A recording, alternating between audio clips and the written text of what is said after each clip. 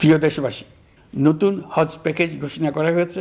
তাতে হজের ব্যয় 1 লাখ টাকারও বেশি কমিয়ে আনা হয়েছে। পাশাপাশি আমরা এই সিদ্ধান্ত গ্রহণ করেছি, এই বছর সরকারি খরচে কাউকে হজে পাঠানো হবে না। আমরা নতুন বাংলাদেশকে একটা পরিবেশ বান্ধব এবং জীব বৈচিত্র্যময় দেশ হিসেবে গড়ে তোলার উদ্যোগ নিয়েছি।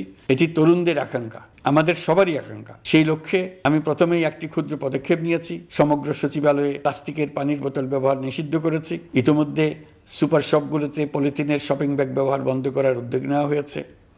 গত কয়েক দশকে যে পরিমাণ নদী দূষণ হয়েছে, আমরা তা বন্ধ করার উদ্যোগ নিয়েছি। আপনারা সবাই অবগত আছেন, জলবায়ু পরিবর্তন আমাদের জীবনযাত্রার জন্য কীরকম হুমকি হয়ে আসছে। গত 1 বছরে বাংলাদেশ প্রায় 15টি প্রাকৃতিক দুর্যোগের শিকার হয়েছে। মানুষের সৃষ্ট নানাবিধ দুর্যোগের পাশাপাশি এসব প্রাকৃতিক দুর্যোগের বিপক্ষেও আমাদের লড়তে হচ্ছে। আজারবাইজানে জলবায়ু সম্মেলনে বিশ্ব নেতৃবৃন্দকে আমি আমার উদ্যোগের কথা জানিয়েছি।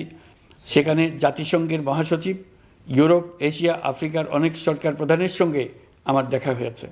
যতটুকু আলাপ আলোচনা সম্ভব হয়েছে, আমি সবার কাছে জলবায়ুর প্রতিকূল প্রভাব মোকাবেলা সহ গণতান্ত্রিক উত্তরণের পথে বাংলাদেশের অগ্রযাত্রায় সহযোগিতা চেয়েছি।